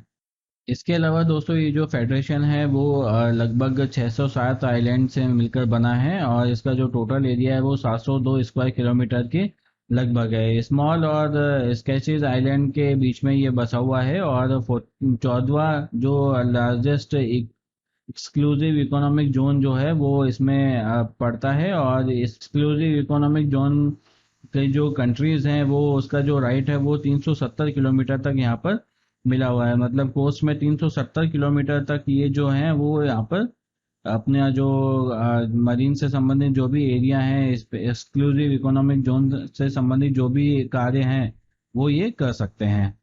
अगर इसकी बॉर्डर की बात करें तो इसकी फेडरेशन की बॉर्डर में आप देखेंगे कि जो गुआम है और रिपब्लिक ऑफ मार्शल आइलैंड है, पलाउ, किरिबाती, मरियाना आइलैंड इसकी बॉर्डर पे आते हैं। और इसके जो नेबरिंग जो स्टेट्स हैं वो पैसिफिक ओशियन से आपस में जो सेपरेट होते हैं। इस जो बड़े देश के अगर बात की जाए कि इसके आसपास में कौन सा बड़ा देश है, तो फिलीपींस एक ऐसा देश है जो इनके आसपास में सबसे बड़ा देश है। इसके बाद में वेस्ट में हवाई है, इसमें जो न्यू गिनी है, और ऑस्ट्रेलिया साउथ में है। इसी प्रकार से जो आसपास में जो बड़े देश हैं वो इनके पास में जो लोकेटेड हैं। मैप में अगर इनकी लोकेशन आप देखेंगे तो इस तरीके से आपको दिखाई देगा। जो यहाँ पर आप देखेंगे ये जो फेडरेशन है वो आपको देखने को मिलेगी। फेडरेशन के पास में आप देखेंगे यहाँ पर ये गुआम यहाँ पर अवेलेबल है। इसके बाद में नॉर्थ मरियाना आइलैंड यहाँ पर अवेलेबल है, हमने बताया कि ये इसके आसपास में ही है। इसके अलावा आप देखेंगे जो मार्शल आइलैंड है वो इसके यहाँ पर अवेलेबल है। मार्शल आइलैंड यहाँ पर मार्शल आइलैंड है, और जो फेडरेशन ये यहाँ पर अवेलेबल है। पूरा ये जो लगभग ये वाला एरिया है ये इसके फेडरेशन के अंतर्गत आता है। और नॉर्थ मरियाना आइलैंड यहाँ पर है, गुआम यहाँ पर है, और पलाव यहाँ पर है। ये इसके आसपास में नेबरिंग जो आइलैंड है वो ये आइलैंड बताए गए हैं। इसके अलावा जो आप देखेंगे कि अगर जो कैरोलिन सी की यहाँ पर बात की गई थी, वो कैरोलिन सी भी यहाँ पर अवेलेबल है। इस प्रकार से जो इसकी लोकेशन है वो यहाँ पर दिखाई गई है, और इस लोकेशन को आप बहुत ही स्ट्रेटजिक इसकी लोकेशन है। इस लोकेशन को आप ध्यान में रखिएगा, और देखिए समझिएगा कि ये जो इसके आसपास में जो देश हैं वो फिलीपींस यहाँ पर अवेलेबल है, ऑस्ट्रेलिया इसके नीचे यहाँ पर अवेलेबल है, और ये जो है न्यू पपाऊ और न्यू गिनी जो है यहाँ पर है। बिस्मर्क जो सी है वो भी यहाँ पर अवेलेबल है। तो इस प्रकार से जो फेडरेशन स्टेट ऑफ माइक्रोनेशिया है स्पेशल इकोनॉमिक जोन में भी काफ़ी ज़्यादा इम्पोर्टेंट है। और जो फेडरेशन में है उसमें अभी लेटेस्ट में यहाँ पर कोविड का आउटब्रेक मिला है। चलिए बढ़ते हैं अब अगली न्यूज़ की तरफ। दोस्तों भारत में फिशनरी से संबंधित जो भी मार्केट है वो काफ़ी लंबा चौड़ा मार्केट है, और भारत में ब्लू रिवोल्यूशन से संबंधित भी काफ़ी सारे जो कार्य हैं वो किए गए हैं। ब्लू रिवोल्यूशन को यहाँ पर एक बहुत एक्सटेंसिव रूप में चलाया गया था। तो इस आर्टिकल में हम समझेंगे कि जो फिशनरी से संबंधित क्या क्या फैसिलिटीज़ भारत में अवेलेबल हैं, और किस प्रकार की सब्सिडीज़, किस प्रकार की फैसिलिटीज़ जो हैं वो यहाँ पर इनको जो फिश फार्मर्स होते हैं उनको उपलब्ध कराई जाती है। तो जनरल स्टडीज का जो पेपर, तीसरा पेपर है, उससे संबंधित ये जो आर्टिकल है वो उसे ध्यान में रखिएगा और इसे ध्यान से समझिएगा। मेंस के पॉइंट ऑफ व्यू से ये जो डिटेल्ड आर्टिकल है वो काफ़ी ज़्यादा इम्पोर्टेंट है। तो ब्लू रिवोल्यूशन के अनुसार के बाद में जब फिशनरीज और एक्वाकल्चर भारत में काफ़ी ज़्यादा डेवलप हुआ था, और जो इसका सनराइज है वो माना जाता है कि इंडियन इकोनॉमी में उसी के बाद में हुआ है, और नियर फ्यूचर में ये जो है वो और भी ज़्यादा डेवलप होने वाला है। तो इसमें अगर प्रोडक्शन की और पास परसेंटेज की बात की जाए तो मेजर फिश प्रोडक्शन में कंट्रीब्यूटर में भारत का नाम आता है, और 36% जो है वो 1980 के समय में 36% था, जो कि अभी बढ़कर 70% इसका कंट्रीब्यूशन हो गया है। इनलैंड फिशनरीज में भी जो भारत का जो रेशियो है वो अभी काफ़ी ज़्यादा बढ़ा है, और सस्टेन ब्लू इकोनॉमी में इसका काफ़ी ज़्यादा इसका रोल बढ़ गया है। तो इस प्रकार से जो फिशनरीज है वो भारत में काफ़ी ज़्यादा बड़े पैमाने पर की जाती है, और काफ़ी ज़्यादा इसका जो रोल रहता है जीडीपी में भी और ब्लू इकोनॉमी में भी इसका काफ़ी बड़ा रोल रहता है।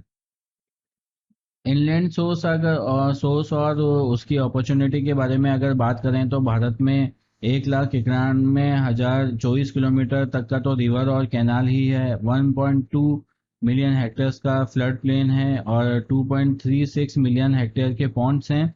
और जो टैंक्स हैं 3.54 मिलियन हेक्टेयर के रिजर्वियर हैं और 1.24 मिलियन हेक्टेयर का ब्रैकिश वाटर है, जिसमें कि बहुत ही सारा ज़्यादा अपॉर्चुनिटीज प्रोडक्शन को लेकर इसमें अवेलेबल है। तो इस प्रकार से आप देखेंगे कि एक बहुत ही ज़्यादा वास्ट एरिया भारत के पास में अवेलेबल है। इसके बाद में सी का जो एरिया है वो मरीन एरिया है, वो भी इसके अलावा अलग है। तो इस प्रकार से फिशरीज को लेकर, मत्स्य जो व्यवसाय है उसको लेकर इसमें काफ़ी ज़्यादा अपॉर्चुनिटीज़ हमारे देश में अवेलेबल हैं।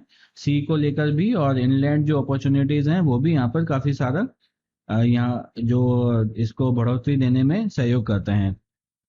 तो इसको लेकर सरकार ने एक अभी हाल ही में एक योजना भी शुरू की थी, जिसे प्रधानमंत्री मत्स्य संपदा योजना का नाम दिया गया था। PMMSY इसे शॉर्ट फॉर्म में कहा जाता है। ये जो फ्लैगशिप स्कीम है वो सस्टेनेबल डेवलपमेंट के लिए यूज की गई थी, मत्स्य उद्योग के लिए। और जो आत्मनिर्भर भारत अभियान का जो पैकेज दिया गया था, उस पैकेज के अकॉर्डिंग ही इसे जो चालू किया गया था। तो इस प्रकार से आत्मनिर्भर भारत का ये एक भाग था, एक हिस्सा था। और इसका जो प्रधानमंत्री मत्स्य संपदा योजना है वो फिशरीज को, सेक्टर को इम्प्रूव करने के लिए और उसे होल्ड प्रदान करने के लिए चालू की गई थी। तो इसमें जो क्लस्टर मेन जो एम था इसका, वो फिशरीज के लिए, मत्स्य पालन के लिए क्लस्टर उपलब्ध कराना था, जो कि बीच में जो इनके बैकवर्ड एरिया और फॉरवर्ड एरिया जो हैं दोनों में, इनलैंड और सी जो एरिया है उन दोनों में ये जो है वो लिंक प्रदान करता था। तो इस प्रकार से ये जो स्कीम है वो चालू की गई थी। और एम्प्लॉयमेंट जनरेशन के ऊपर इसमें सबसे ज़्यादा ध्यान दिया गया था, और सी वीड और ऑर्नामेंटल फिश कल्टीवेशन को जिसमें बढ़ावा मिलता। फिश सी वीड और फिश ऑर्नामेंटल फिश कल्टीवेशन को बढ़ावा देने से इनके पास में जॉब होता। सी वीड का जो यूज़ है वो काफ़ी सारे कॉस्मेटिक्स वगैरह में भी किया जाता है। इसके अलावा फूड के रूप में भी इसका उपयोग किया जाता है। तो इन दोनों इम्पोर्टेंट इंडस्ट्रीज में इसका यूज़ होता है, जिससे कि एम्प्लॉयमेंट जनरेशन का काम हो सकता था। इसके अलावा जो ऑर्नामेंटल फिश होती हैं उनका भी कल्टीवेशन किया जा सकता था। तो इस प्रकार से ये जो इसका स्कीम का जो फोकस था वो एम्प्लॉयमेंट जनरेशन पर भी फोकस था। इसके अलावा जो क्रिटिकल गैप्स थे प्रोडक्शन और प्रोडक्टिविटी के बीच में, जो भी गैप यहाँ पर अवेलेबल थे इन दोनों के बीच में, प्रोडक्शन और प्रोडक्टिविटी के बीच में, जैसे कि क्वालिटी कंट्रोल है, टेक्नोलॉजी है, पोस्ट हार्वेस्ट इंफ्रास्ट्रक्चर है, जो मछली पकड़ने के बाद में इन्हें कैसे रखा जाए, कैसे इनका रख रखाव करा जाए, कैसे ज़्यादा समय तक इनको चलाया जाए, तो उसके ऊपर जो इंफ्रास्ट्रक्चर है उसको ध्यान में रखना, मैनेजमेंट को ध्यान में रखना, मॉडर्नाइजेशन को ध्यान में रखना, स्ट्रेटनिंग को ध्यान में रखना। तो इन सब चीज़ों को ध्यान में रखकर जो क्रिटिकल गैप है प्रोडक्शन और प्रोडक्टिविटी के बीच में, उसको कम करने का भी एम इसमें रखा गया था। इसके साथ ही जो ब्लू रेवोल्यूशन के टाइम पे जो न्यू इंटरवेंशंस लगाए गए थे, जिसमें फिशिंग वेसल इंश्योरेंस था, सपोर्ट था ग्रेडेशन के लिए और फिशेज वेसल के लिए, बोट के लिए इंटीग्रेटेड एक्वा ई ट्रेडिंग की बात करने की यहाँ पर कही गई थी। तो उन सब चीज़ों का जो एम है वो यहाँ पे डिसाइड करते हुए इस स्कीम को चालू किया गया था। तो इस स्कीम के जो मेन टारगेट थे उनको, उन टारगेट के बारे में थोड़ी चर्चा करते हैं। सबसे पहला टारगेट तो इस स्कीम का जो फिश प्रोडक्शन है उसको बढ़ाने का था, जिसमें कि 70 लाख टन जो फिश का प्रोडक्शन है वो एक्स्ट्रा करने की बात यहाँ पर कही गई थी। और इसके अलावा इस जो मत्स्य व्यवसाय में अगर इतना अगर अधिक उत्पादन होता, तो जो अर्निंग है वो 1 लाख करोड़ से भी ज़्यादा की अर्निंग यहाँ पर 2024-25 तक होने का अनुमान लगाया गया था। इसके अलावा जो फिश फार्मर हैं उनकी जो इनकम है वो डबल करने की बात यहाँ पर की गई थी। इनकम डबल करने की बात जो है वो हम सभी डिपार्टमेंट में करते हैं, सभी जो स्कीम्स हैं उसमें इनकम डबल करने की बात की जाती है। इसके अलावा आप बताएं कि कौन सी ऐसी स्कीम है जिसमें स्कीम डबल जो है उसकी जो अर्निंग है वो डबल करने की बात की गई है। जी हाँ, फार्मर्स की जो इनकम है उसे भी यहाँ पे डबल करने की बात कई स्कीम्स में करी गई है। चलिए देखते हैं, रिड्यूस जो पोस्ट हार्वेस्ट जो इनका नुकसान होता है उसे भी रिड्यूस करने की बात कही गई थी, जो कि 20 से 25% तक अभी होता है और इसे 10% तक लाने की बात यहाँ पर की गई है। इसके अलावा एम्प्लॉयमेंट जनरेशन को भी यहाँ पे बढ़ावा देने की बात की गई है, जिसमें कि 55 लाख डायरेक्ट और इनडायरेक्ट जो है एम्प्लॉयमेंट अपॉर्चुनिटीज़ हैं वो यहाँ पर जमा करने की, वो यहाँ पर बढ़ाने की बात यहाँ पर कही गई है। 55 लाख अपॉर्चुनिटीज़ जो है वो बहुत ही ज़्यादा बिग नंबर है। 55 लाख नौकरियां अगर इस सेक्टर में मिल जाए तो इस सेक्टर में वैसे ही बूम आ जाएगा। तो इस प्रकार से जो ये एम है, जो टारगेट है, वो इस के लिए रखे गए थे। बजट की बात करें तो एक एस्टिमेट लेके 20,000 के लमसम का जो बजट है वो यहाँ पर रखा गया था। 5 साल का इसमें टाइमिंग रखा गया था और फाइनेंशियल ईयर 2021 से लेकर 24-25 तक इसको यूज में लेना था स्टेट्स में और यूनियन टेरिटरीज में, जिसमें भी मत्स्य से संबंधित व्यवसाय होता है या मत्स्य पालन होता है। तो जो इसका जो इन्वेस्टमेंट है वो हाईएस्ट इन्वेस्टमेंट है जो कि मत्स्य पालन को लेके या मत्स्य व्यवसाय जो है उसको लेकर जो इन्वेस्टमेंट अभी तक किया गया है उसमें ये 20,050 करोड़ का जो इन्वेस्टमेंट है वो अभी तक का सबसे हाईएस्ट इन्वेस्टमेंट है। तो इस प्रकार इस स्कीम से लेकर ये जो कुछ इम्पोर्टेंट बातें हैं उनका यहाँ पे डिस्कशन किया है, और ये स्कीम जो है वो इम्पोर्टेंट स्कीम है। आत्मनिर्भर भारत के एक भाग के रूप में इसको शुरू किया गया था। आप समझते हैं कि जो फिशरी से संबंधित जो भारत में स्थिति है वो किस प्रकार से भारत में इस प्रकार का व्यवसाय जो है वो चल रहा है या पनप रहा है। तो इंडिया में ये एक मेजर सेक्टर है जो कि 28 मिलियन लोगों को ये रोजगार यहाँ पर उपलब्ध कराता है। इसकी वजह से इनका जो परिवार है वो चल रहा है, और स्पेशली जो मार्जिनल पर जो लोग हैं और जो गरीब तबके के लोग हैं एकदम, उन लोगों को ये मुख्यतः जो रोजगार है वो उपलब्ध कराता है। इसके अलावा इंडिया जो है वो third largest fish production country है वर्ल्ड में, और ये जो कि 7.9% ग्लोबल प्रोडक्शन का यहाँ पर प्रोड्यूस किया जाता है। Third largest country fish production में भारत है और 7.96% वर्ल्ड में इसका परसेंटेज के हिसाब से प्रोडक्शन है। और अगर मान लीजिए फिश प्रोडक्शन का फाइनेंशियल ईयर 2021 में अगर एस्टिमेट अगर देखा जाए तो 14.73 मिलियन मीट्रिक टन यहाँ पर जो है फिश का उत्पादन किया गया था। इंडिया की जीडीपी में ये एक मेजर कंट्रीब्यूटर है, जिसमें कि सेकंड रैंक इसकी आती है चाइना के बाद में, और इंडिया की जीडीपी में ये 1.07% का इसमें कंट्रीब्यूशन रहता है, जो कि बहुत बड़ा पार्ट है। इसके अलावा जो नेशनल फिशरीज डेवलपमेंट बोर्ड है उसका भी फिशरी इंडस्ट्रीज को जनरेट करने के लिए एक एक्सपोर्ट अर्निंग शुरू की गई थी। जो एक्सपोर्ट अर्निंग जो इसमें की गई थी वो 334.41 बिलियन की यहाँ पर एक्सपोर्ट अर्निंग की गई थी। तो इस प्रकार से बहुत ही बड़े सेक्टर पे ये जो व्यवसाय है वो फैला हुआ है। इसके अलावा जो आप देखेंगे कि जो प्रधानमंत्री अभी जो संपदा स्कीम थी, वो संपदा स्कीम में जो पैमाने लगाए गए हैं वो सेंट्रल स्पॉन्सर्ड स्कीम के लगाए गए हैं, जिसमें सेंट्रल स्पॉन्सर्ड स्कीम में जो 1 लाख करोड़ हैं वो फाइनेंशियल ईयर 2025 तक इसमें इंक्रीज करने की, एक्सपोर्ट इंक्रीज करने की इसमें बात की गई है। और 65,000 जो वो जो मत्स्य का काम करते हैं फिशरमैन हैं उनको ट्रेनिंग दी जाएगी इस स्कीम के अंतर्गत वर्ष 2017 से 2020 तक, जिसमें कि 55% जो टोटल फिश का प्रोडक्शन है वो फ्रेश वाटर में किया जाता है। ये ध्यान में रखिएगा, ये जो पॉइंट है वो बहुत ही ज़्यादा इंपॉर्टेंट है। जो 55% जो फिश का प्रोडक्शन है वो फ्रेश वाटर में किया जाता है। प्रत्येक वर्ष इंडिया में 10 जुलाई को जो नेशनल फिश फार्मर डे मनाया जाता है, नेशनल फिश फार्मर डे मनाया जाता है 10 जुलाई को। ध्यान में रखिएगा, ये भी इम्पोर्टेंट पॉइंट है। और कोलियंडी हार्बर जो है केरला में लार्जेस्ट फिशिंग हार्बर है एशिया का, और जिसमें लॉन्गेस्ट ब्रेक वाटर अवेलेबल है, ब्रैकिश वाटर यहाँ पर अवेलेबल है। कोलियंडी जो हार्बर है केरला में अवेलेबल है, और दुनिया एशिया का सबसे बड़ा जो है वो फिशिंग हार्बर ये कहलाता है। इसके अलावा जो इंडिया में जो कॉस्ट लाइन है उसकी बात यहाँ पर की गई है, 7,516 किलोमीटर की कॉस्ट लाइन यहाँ पर अवेलेबल है, जिसमें 3,827 जो है वो फिशिंग विलेज हैं और 1914 जो है वो ट्रेडिशनल फिश लैंडिंग सेंटर है। फिर ट्रेडिशनल फिश लैंडिंग सेंटर वो होते हैं जहाँ पर जो मछलियाँ होती हैं वो अपने आप ही आ जाती हैं, उन्हें पकड़ने की जरूरत नहीं पड़ती है, अपने आप किनारे पे आकर इकट्ठी हो जाती हैं। जो इंडिया का फ्रेश वाटर रिसोर्स है वो 1,95,210 किलोमीटर का है, जो कि नदियों में है और कैनालों में है। 2.9 मिलियन हेक्टेयर है वो माइनर और मेजर रिजर्वियर हैं,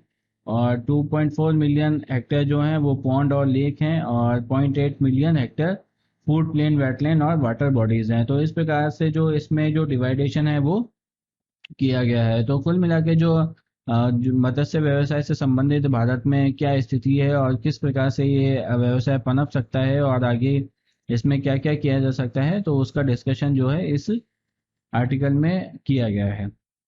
तो दोस्तों ये जो स्कीम थी, जो यहाँ पर प्रधानमंत्री मत्स्य संपदा स्कीम की जो यहाँ पर बात की गई थी, वो मत्स्य संपदा स्कीम जो है वो सेंट्रल सेक्टर की स्कीम है। सेंट्रल सेक्टर की स्कीम वो होती है जिसमें प्रोजेक्ट की जो कॉस्ट होती है वो कॉस्ट सेंट्रल गवर्नमेंट के द्वारा ही भी की जाती है। सेंट्रल सेक्टर की स्कीम है, तो आप ध्यान में रखिएगा जहाँ पे भी ये लिखा आता है कि ये सेंट्रल सेक्टर की स्कीम है, कई बार इतने छोटे छोटे पॉइंट पे और सीधे साधे पॉइंट पे भी क्वेश्चंस पूछ लिए जाते हैं। सेंटर सेक्टर की जो स्कीम है उसमें जो कॉस्ट बियर करता है वो सेंट्रल गवर्नमेंट ही बियर करती है। पूरा 100% कॉस्ट सेंटर सेक्टर स्कीम में केंद्र के द्वारा ही वहन किया जाता है। इसके अलावा सेंट्रली स्पॉन्सर्ड स्कीम भी एक होती है, जिसमें कि जो इसका जो कॉस्ट होता है वो सेंटर के द्वारा और स्टेट के द्वारा डिसाइड किया जाता है, और जो शेयर है वो किस प्रकार से होता है वो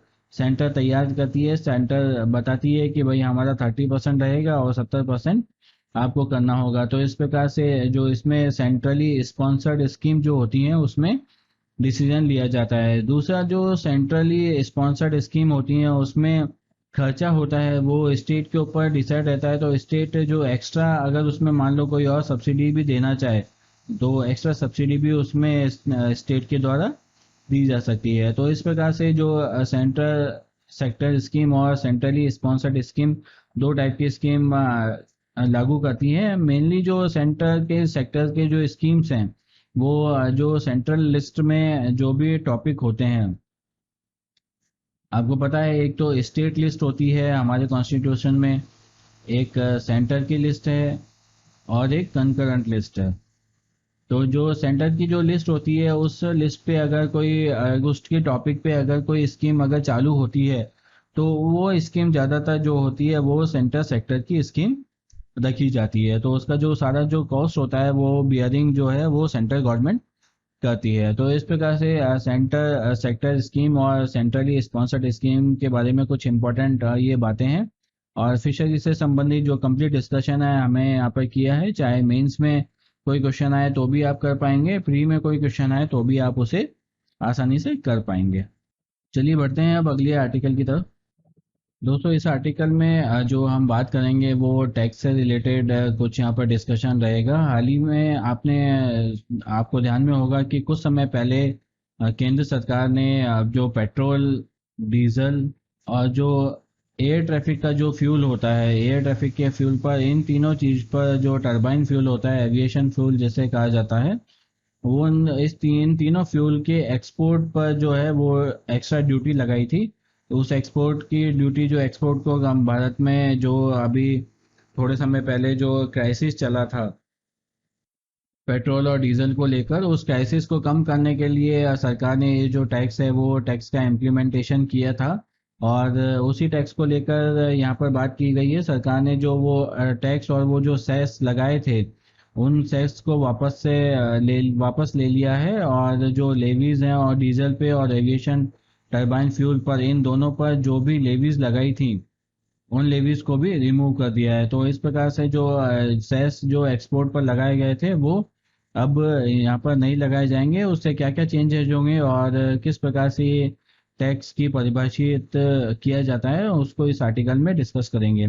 तो सबसे पहले जो एक्सिस ड्यूटी लगाई गई थी वो पेट्रोल पर लगाई गई थी। इसमें 6 रुपए की जो एक्सिस ड्यूटी है वो एक्सपोर्ट पर लगाई गई थी, जिसे कि हटा लिया गया है। डीजल पर जो ड्यूटी लगाई गई थी वो 11 रुपए की लगाई गई थी, और 11 से 13 रुपए की लगाई गई थी। और इसके बाद में जो जो एडिशनल एक्साइज ड्यूटी लगाई गई थी उसे विंडफॉल टैक्स का नाम भी यहाँ पर दिया गया था। आप ध्यान में रखिएगा, ये टर्म इम्पॉर्टेंट है। इसे विंडफॉल टैक्स का नाम दिया गया था क्योंकि ये डोमेस्टिक क्रूड जो ऑयल है वो डोमेस्टिक रिफाइनरीज को भी अगर दिया जाता था तो उसमें भी ये जो है टैक्स लगाया जाता था, जिसमें कि इंटरनेशनल जो पैरिटी प्राइस पर ही इन्हें ये जो क्रूड ऑयल है वो दिया जाता था। तो इसमें 17,000 पर टन का 17,000 रुपये पर टन का इसमें चार्ज लगता था, जो कि एक रेंज में होता था 17,000 से लेकर 23,250 रुपये तक का। तो इसमें कुछ भी टैक्स जो भी बनता था इस रेंज में बनता था, और इसके हिसाब से ही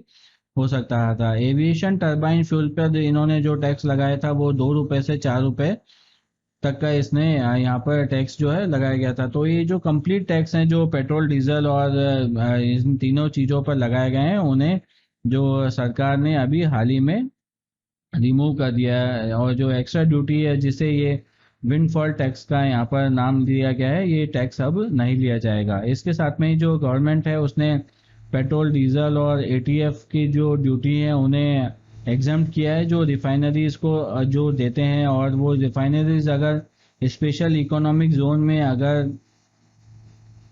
SEZ में अगर वो लोकेटेड हैं, अगर वो यहाँ पर लोकेटेड हैं, तो ऐसी स्थिति में जो वहाँ पर उन पर भी जो ड्यूटी है वो नहीं लगाई जाएगी। इसके अलावा जो ड्यूटी है वो एक्सपोर्ट पर तो कम्प्लीटली हटा दी गई है। तो क्रूड ऑयल जो बेसिकली होता है, हमारे यहाँ पर क्रूड ऑयल अवेलेबल कुछ थोड़ी मात्रा में है, लेकिन एक मेजर पोर्शन हम भी क्रूड ऑयल का आयात ही करते हैं। तो क्रूड ऑयल बेसिकली होता क्या है, क्रूड ऑयल जो है एक हाइड्रोकार्बन का मिक्सचर होता है, जिसमें कि लिक्विड फेज में ये नेचुरल अंडरग्राउंड रिजर्वियर में मिलता है, और एटमॉस्फेरिक प्रेशर पे ये लिक्विड ही रहता है। अब जब सरफेस सेपरेटिंग फैसिलिटीज पर इसे लगाया जाता है, जो सरफेस है इसका सेपरेट करने के लिए जो भी फैसिलिटीज हम यूज करते हैं उनको काम में लेने के बाद में भी ये एटमॉस्फेयर जो हमारा वातावरण का तापमान है वो वातावरण के तापमान पर ही ये स्थिर रहता है, और लिक्विड की फॉर्म में ही बना रहता है। हमारे जो रिजर्वियर हैं जो धरती के अंदर से जो माइनिंग के थ्रू इन्हें निकाला जाता है, वहाँ पर भी ये जो लिक्विड फॉर्म में ही पाए जाते हैं, और इनकी जो नेचुरल फेज है वो नेचुरल फॉर्म है वो लिक्विड फॉर्म ही है। इसके अलावा अगर आप देखेंगे जो प्राइस है क्रूड ऑयल की, जो प्राइस है वो बहुत बार ऊपर जाती रहती है, बहुत बार नीचे आती रहती है। लेकिन ये आपको ये जानना होगा कि जो ये फ्लक्चुएशन है वो किस वजह से होता है। सबसे बड़ा जो फ्लक्चुएशन का कारण होता है, उतार चढ़ाव का जो कारण होता है, वो डिमांड होता है। डिमांड की वजह से डिमांड अगर बढ़ती जाती है तो इसकी जो प्राइस है वो भी लगातार बढ़ती जाती है। इसके बाद में सप्लाई है, सप्लाई में ईरान का जो फैक्टर है वो काफ़ी ज़्यादा इसमें काम करता है। ईरान के पास में जो सबसे ज़्यादा तेल के कुएं वहाँ पर अवेलेबल हैं।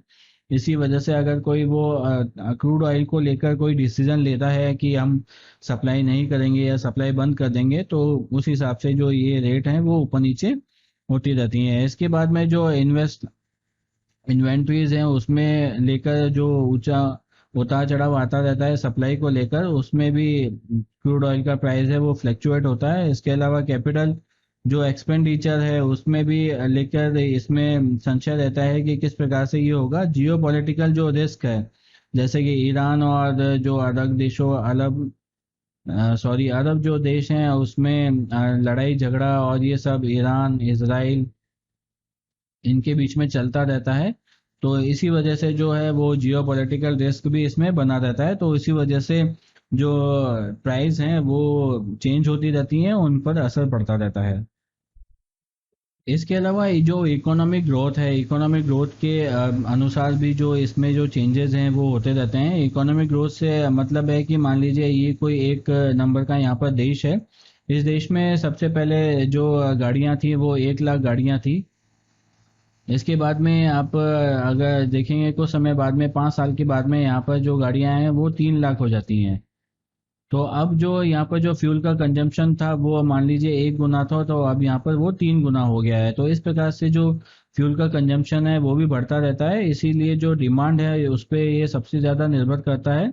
उसके बाद में जो डिमांड अगर इंक्रीज होती है तो गुड्स का जो सप्लाई है वो और भी महंगा ज़्यादा होता जाता है, इसी वजह से जो प्रॉफिट है वो भी ज़्यादा मिलता है। तो डिमांड और सप्लाई का ये नियम है, जो जनरल नियम है वो भी इस पे भी लागू होता है। तो इसके अलावा जो सेस जो है वो क्रूड ऑयल पे लगाया जाता है, लेकिन क्रूड ऑयल ही एक ऐसा टॉपिक या ऐसा सब्जेक्ट नहीं है जिस पर कि सेस लगाया जाता है। अन्य भी काफ़ी सारी ऐसी चीज़ें हैं जिन पर कि सेस जो है वो लगाया जाता है। तो बेसिकली सेस होता क्या है, सेस एक टैक्स का फॉर्म है जो गवर्नमेंट के द्वारा लगाया जाता है, और एक स्पेसिफिक पर्पस को फुलफिल करने के लिए जो गवर्नमेंट है वो ये टैक्स लगाती है, और इनफ अमाउंट होने के बाद में उस टैक्स को बंद कर दिया जाता है, ऐसा सरकार कहती है। लेकिन आज तक जो सेस है, जहाँ तक मेरी नॉलेज है, कोई भी जो सेस अगर लगाया गया है तो उसे बंद नहीं किया गया है।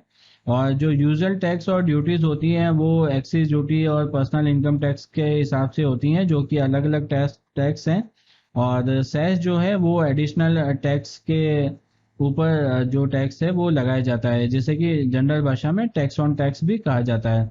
तो जो टैक्स का जो अमाउंट होता है उस पे ये सेस के रूप में एक परसेंटेज डिसाइड किया जाता है, जो जनरली शायद 3% के समथिंग है, और जो ये परसेंटेज डिसाइड करने के बाद में उस पर सेस लगाया जाता है। तो बेसिकली जो लेवी है, लेवी इसके बाद में दूसरा एक शब्द है वो लेवी, वाक्य में देखा जाए तो सिर्फ एक शब्द ही है, और ये जो लेवी है वो ड्यूटी को या टैक्स को ही डिनोट करती है। और जब भी कोई टैक्स लगाया जाता है तो हम ऐसा कहते हैं कि जो लेवी है वो यहाँ पर लगाई गई है, ड्यूटी लगाई गई है, लेवीज लगाई गई हैं। तो इस प्रकार से जो ये जो पॉइंट है वो लेवी के रूप में जाना जाता है। उस टैक्स लगाने की जो प्रोसेस है, टैक्स लगाने की जो बात है कि हमने टैक्स लगाया है तो टैक्स बढ़ा है तो टैक्स लेवी किया गया है, तो ऐसी बात यहाँ पर बताई गई है। तो ये दोनों एक इम्पोर्टेंट टर्म है, जिसमें कि सेस है, सेस का मतलब सिंपली आप याद रखिए टैक्स ऑन टैक्स होता है। दूसरा जो लेवी है वो लेवी एक सिर्फ वर्ड है जिसे कि सिंगुलर रूप में और प्लूरल रूप में उपयोग किया जाता है। इसके अलावा दोस्तों जो पेट्रोल और डीजल की प्राइसेस का जो बाइफर्केशन है, उस बाइफर्केशन को भी आप ध्यान में रखिएगा, ये भी आपकी जानकारी के लिए इम्पोर्टेंट है। तो पेट्रोल और डीजल दोनों का यहाँ पर दिया गया है। जो पेट्रोल की जो बेस प्राइस होती है, जो डीलर का चार्ज होता है, वो 44 रुपये के समथिंग ही होता है। टोटल जो 100% जो कॉस्ट आती है, 100% की कॉस्ट में से 42% का पार्ट ये होता है। जो डीजल में अगर माने तो 46 रुपये होता है, और जो टोटल कॉस्ट का ये 49% माना जाता है। ये लम्प जो परसेंटेज का रेशियो है वो एक रेट यहाँ पर जो ली गई है वो एक एग्जाम्पल के तौर पर ली गई है, और जैसे आप एक फिक्स रेट नहीं मानिए, जो रेट है वो ऊपर नीचे होता रहता है, उसी हिसाब से ये जो परसेंटेज के हिसाब से ये जो अमाउंट है वो भी ऊपर नीचे होता रहता है। तो इसमें जो एक्साइज ड्यूटी है वो लगाई जाती है, और इसके बाद में सेंटर के द्वारा ये एक्साइज ड्यूटी लगाई जाती है। ये एक्साइज ड्यूटी 32 रुपये के लमसम की केंद्र सरकार की होती है, जो कि लमसम 31% यहाँ पर पड़ता है। आप देखिए 100% में से जो बेस प्राइस है वो 42% है। इसके बाद में जो सेंटर के द्वारा जो टैक्स लगाया जाता है वो टैक्स है 31%। डीजल पे लगाया जाता है 34%, मतलब डीजल पे जो टैक्स है वो ज़्यादा लगाया जाता है। इसके अलावा जो डीलर होते हैं, जो पेट्रोल पंप होते हैं, जो पेट्रोल बेचते हैं, उनका जो कमीशन होता है वो लगभग 4 रुपये पेट्रोल पे होता है, और 4% के हिसाब से, और 3% जो है वो डीजल पे होता है। इसके अलावा बात आती है स्टेट के टैक्स की, तो स्टेट भी इसमें जो है वो सेल टैक्स जो है इसमें इंक्लूड करता है। सेल टैक्स इंक्लूड करने के बाद में स्टेट का जो पोर्शन है वो 24 रुपये के समथिंग आता है, 23% के हिसाब से। 23% का टैक्स है। ये जो टैक्स है वो हर स्टेट का अलग अलग होता है। इसके अलावा जो डीजल पर लगाया जाता है वो लमसम एवरेज यहाँ पर लिया गया है, ये 15% होता है। दोस्तों आपने देखा होगा कि जो हर स्टेट है वो, जैसे राजस्थान हो, पंजाब हो या हरियाणा हो, यहाँ पर आप देखेंगे कि दो जो पेट्रोल का जो प्राइस है, जो डीजल का जो प्राइस है, यहाँ पर सब जगह पर डिफरेंट है।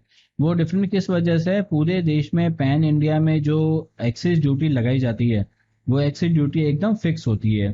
चेंजेस किस वजह से होते हैं? स्टेट की वजह से होते हैं। स्टेट जो टैक्स है वो हर जगह पर टैक्स अलग अलग लगाया जाता है। हरियाणा के द्वारा कितना परसेंट लगाया जा रहा है, पंजाब के द्वारा कितना परसेंट लगाया जा रहा है, और राजस्थान के द्वारा अलग परसेंटेज लगाया जा रहा है। उस परसेंटेज के हिसाब से ये जो कंपोनेंट है उसमें चेंजेस होते रहते हैं, और इस कंपोनेंट में चेंज होने की वजह से जो फाइनल प्राइस है उसमें भी चेंजेस होते रहते हैं। तो इस प्रकार से जो पेट्रोल की प्राइस है वो फाइनल प्राइस यहाँ पर डिसाइड होती है, और फाइनल प्राइस डिसाइड होने के बाद में पेट्रोल आपको मिल पाता है। तो आप समझ गए होंगे कि किस प्रकार, किस वजह से, किस कारण से जो हर स्टेट में जो पेट्रोल और डीजल का दाम है वो अलग अलग है।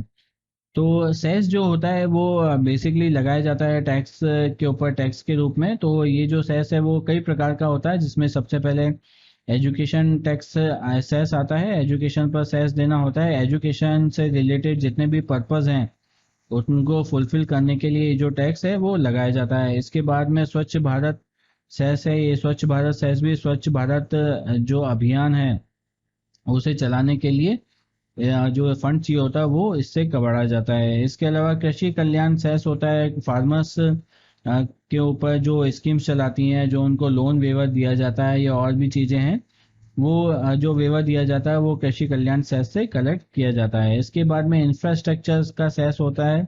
जो भी डेवलपमेंट से रिलेटेड जितना भी अक्यूमुलेशन करना होता है फंड्स का, वो डेवलपमेंट से रिलेटेड जो फंड्स का अक्यूमुलेशन होता है वो इंफ्रास्ट्रक्चर सेस के द्वारा होता है। इसके अलावा हेल्थ और एजुकेशन सेस भी होता है। इसमें हेल्थ और एजुकेशन से संबंधित कोई भी मान लीजिए कॉलेज हैं, कोई भी इंस्टीट्यूट हैं, उन इंस्टीट्यूट को चलाने के लिए जो भी यहाँ पर ज़रूरत पड़ती है, जो भी मान लीजिए आप समझ सकते हैं कि जो गवर्नमेंट कॉलेज होते हैं उन गवर्नमेंट कॉलेज में जो फीस होती है वो ना के बराबर होती है, और प्राइवेट कॉलेज में जो फीस होती है वो बहुत ही ज़्यादा होती है। तो इस वजह से जो यहाँ पर जो एजुकेशन और हेल्थ एजुकेशन सेस है वो इस काम में लिया जाता है। तो सेस और टैक्स में क्या बेसिक डिफरेंस है वो हमने आपको बता दिया है, और आप वो समझ भी गए होंगे। मैं आपको यहाँ पर एक और यहाँ पर टेबल बना के और अच्छे ढंग से समझा देता हूँ। इससे जो डिफरेंस है वो बहुत ही माइन्यूट सा डिफरेंस है इन दोनों के बीच में। इस डिफरेंस को आप जरूर ध्यान पे रखिएगा। सबसे पहला पॉइंट तो वही है जो सेस जो है वो बेसिकली टैक्स एग्जिस्टिंग टैक्स के ऊपर टैक्स लगाया जाता है, जिसे कि टैक्स ऑन टैक्स भी कहा जाता है। इसके अलावा जो बेसिक जो टैक्स होता है वो कंपलसरी टैक्स होता है, और हर सिटीजन को ये टैक्स देना होता है अपने अपने क्राइटेरिया के हिसाब से। दूसरा जो पॉइंट है वो, दूसरा पॉइंट यहाँ पर इम्पोर्टेंट है। इसमें क्या होता है कि जो सेस के द्वारा जो भी रेवेन्यू जनरेट होता है वो रेवेन्यू सबसे पहले कंसोलिडेटेड फंड में जाता है, और उसके बाद में गवर्नमेंट जो है पार्लियामेंट के द्वारा अप्रोप्रिएशन करके ही उस फंड को स्पेसिफिक पर्पस के रूप में यूज कर सकती है। ये बहुत इंपॉर्टेंट पॉइंट है सेस को लेकर। सेस का जो फंड है वो सबसे पहले कंसोलिडेटेड फंड में जाता है। उसके बाद में अप्रोप्रिएशन का एक प्रोसेस होता है। उस अप्रोप्रिएशन के प्रोसेस के द्वारा ही जो ये फंड है स्पेसिफिक पर्पस के लिए अलॉट किया जाता है और उसको काम में लिया जाता है। ये मेजर डिफरेंस है सेस और टैक्स में। जबकि जो रेवेन्यू जो हमें टैक्स से प्राप्त होता है वो टैक्स से प्राप्त फंड भी कंसोलिडेटेड फंड ऑफ इंडिया में जाता है, उस अकाउंट में जाता है, लेकिन गवर्नमेंट उसे बाद में आसानी से यूज कर सकती है। इसके अलावा जो सेस है वो स्टेट के द्वारा शेयर किया भी जा सकता है, नहीं भी किया जा सकता। सेंट्रल गवर्नमेंट के डिसीजन पर ये डिपेंड होता है। इसके अलावा जो टैक्स होते हैं वो सेंटर और स्टेट में डिवाइड होते हैं। इनको यहाँ पर डिवाइड किया जाता है, चाहे वो फूड पे हो या किसी भी प्रकार के सेंट्रल टैक्स हो। उन सेंट्रल टैक्स को, जैसे कि जीएसटी है, जीएसटी में आईजीएसटी और एसजीएसटी अलग से कलेक्ट किया जाता है, तो वो सेंटर और स्टेट का अलग अलग पार्ट होता है जो कि अलग अलग लेवल पे जो है कलेक्ट किया जाता है। तो इस प्रकार से डिफरेंस सेस और टैक्स में यहाँ पर दिया गया है। जो ये जो दो पॉइंट हैं ये बहुत ही ज़्यादा इंपॉर्टेंट पॉइंट है, और इनको आप ध्यान में रखिएगा। बाकी और जो पूरा आर्टिकल टैक्स से रिलेटेड है, टैक्स की डेफिनेशन और बहुत सारी चीज़ें, वो आपके एग्जाम के पॉइंट ऑफ व्यू से काफ़ी इम्पोर्टेंट है। चलिए अब बढ़ते हैं अब अगले आर्टिकल की तरफ। तो दोस्तों आज के स्टैटिक पोर्शन में हम डिस्कशन करेंगे ओडिसी ओडिसी जो डांस है उसका।